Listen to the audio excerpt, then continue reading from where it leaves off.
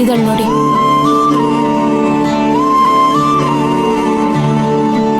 ಮೈನಾ, ಮೈನಾ, ಇಳಿ ಕೆಳಗೆ. ನಿನಗೆ ಹೇಳ್ತಿರೋದು ಇಳಿ ಕೆಳಗೆ ಅಂದೆ.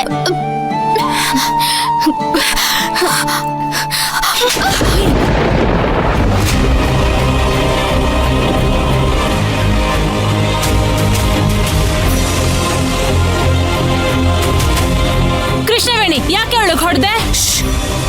ಹೊಡೆಸ್ಕೊಂಡಿರೋಳೆ ಸುಮ್ಮನೆ ನಿಂತಿದ್ದಾಳೆ, ನೀನ್ ಯಾಕೆ ಕೂಗಾಡ್ತಿದ್ಯಾ? ಮೈನಾ, ಯಾಕೆ ಹೊಡೆದೆ ಅಂತ ಕೇಳಲ್ವಾ? ನೀನ್ ಕೇಳಲಿಲ್ಲ ಅಂದ್ರು ನಾನ್ ಹೇಳ್ತೀನಿ. ನಿನ್ನ ನೀನ್ ಏನಂತ ಅನ್ಕೊಂಡಿದ್ಯಾ? ಮುಳುಗ್ತಾ ಇರೋ ನಿನ್ ಜೀವನನ ಹೇಗಾದ್ರೂ ಮಾಡಿ ದಡಕ್ ಸೇರಿಸ್ಬೇಕು ಅಂತ ನಾವೆಲ್ಲರೂ ಒದ್ದಾಡ್ತಾ ಇದ್ದೀವಿ. ಆದ್ರೆ ನೀನ್ ಇಂಥ ಕೆಲ್ಸನ ಮಾಡೋದು ಹೋ ದೊಡ್ಡ ತ್ಯಾಗಮಯ ಆಗ್ಬೇಕು ಅಂತ ಅನ್ಕೊಂಡಿದ್ಯಾ? ಯಾರನ್ನ ಕೇಳಿ ನೀನು ಧ್ರುವ ಅವ್ರ ಅಮ್ಮನ ಹತ್ರ ಹೋಗಿ ನಿಮ್ ಮಗಂಗೆ ಬೇರೆ ಹುಡುಗಿನ ನೋಡಿ ಅಂತ ಹೇಳಿ ಬಂದಿದ್ಯಾ? ಹಾ, ನಿನ್ಗೆ ಹೇಳೋರು ಕೇಳೋರು ಯಾರು ಇಲ್ಲ ಅಂತ ಅನ್ಕೊಂಡಿದ್ಯಾ? ಏಯ್, ಯಾಕೆ ಸೈಲೆಂಟ್ ಆಗಿ ನಿಂತಿದ್ಯಾ? ಕೇಳ್ತಿದ್ದಲ್ ತಾನೇ, ಹೇಳು. ಧ್ರುವ ಅವ್ರ ಜೀವನ ಚೆನ್ನಾಗಿರ್ಬೇಕು ಅಂದ್ರೆ ನಾನು ಅವ್ರ ಜೀವನದಿಂದ ದೂರ ಉಳಿಬೇಕು.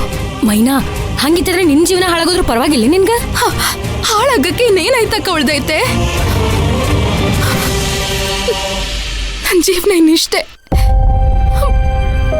ಜೀವಂತ ಶವ, ಜೀವಂತ ಶವ ನಾನು.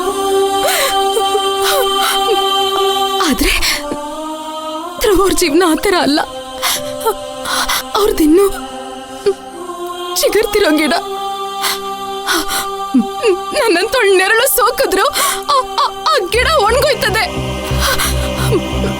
ಅಬ್ಬಬ್ಬ ಅಂದ್ರೆ ಏನು?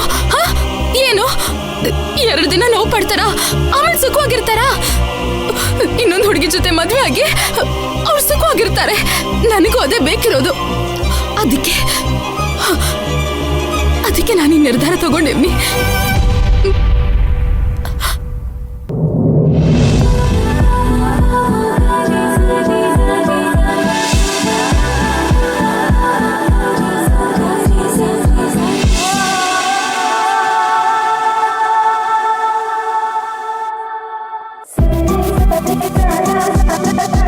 ಅಮ್ಮ ತುಳಸಿ, ನಿಮ್ಮ ಅತ್ತೆ ಮನೆ ಬಂತು, ಇಳಿಯಮ್ಮ.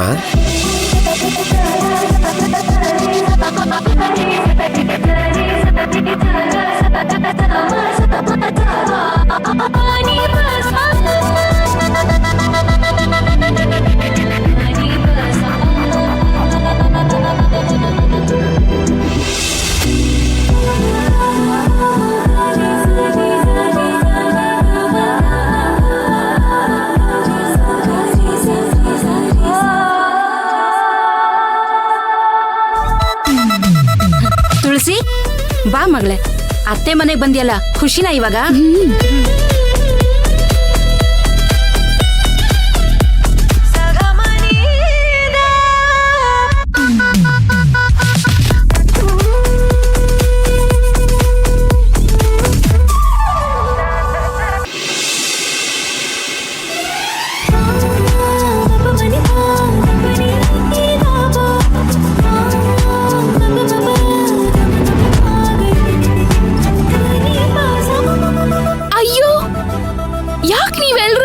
ನಮ್ಮನ್ನ ಏಲಿಯನ್ಸ್ ನೋಡೋ ತರ ನೋಡ್ತಿದ್ದೀರಾ? ನಾನು ಯಾರು ಅಂತ ಗೊತ್ತಾಗ್ಲಿಲ್ವಾ? ಹೋಗ್ಲಿ ಬಿಡಿ, ನಾನು ಯಾರು ಅಂತ ನಾನೇ ಹೇಳ್ತೀನಿ. ಇವರು ನಮ್ಮಮ್ಮ ಸುಕನ್ಯಾ, ಇವರು ಅವ್ರ ಪತಿ ರಘುಪತಿ, ಇವರು ನಮ್ಮತ್ತೆ ಸರಸ್ವತಿ, ನಾನು ಅವ್ರಿಗೆ ಸೊಸೆಯಾಗಿ ಬರ್ತಿರೋ ತುಳಸಿ. ಹೈ ಮಾವ, ಹಾಯ್ ಮಾವ, ಹೇಗಿದ್ಯಾ? ಏನ್ ಚೆನ್ನಾಗಿದ್ಯಾ? ನನ್ ನೆನ್ಪಲ್ಲಿ ಎಷ್ಟು ಸ್ವರ್ಗೋಗ್ಬಿಟ್ಟಿದ್ಯಾ ನೋಡು. ಇನ್ಮೇಲೆ ಹಾಗಾಗಲ್ಲ ಬಿಡು, ನಾನ್ ನೋಡ್ಕೋತೀನಿ ನಿನ್ನ. ಹಾಯ್ ದೀಪಾ, ಹೇಗಿದ್ಯಾ? ಚೆನ್ನಾಗಿದ್ದೀನಿ. ಚೆನ್ನಾಗಿದ್ಯಾ? ನಾನ್ ನೋಡ್ಬೇಕಾದ್ರೆ ನೀನ್ ಸ್ಕೂಲ್ಗೆ ಹೋಗ್ತಾ ಇದ್ದೆ, ಈಗ ನೋಡು ನನ್ನಷ್ಟು ದನ ಆಗ್ಬಿಟ್ಟಿದ್ಯಾ.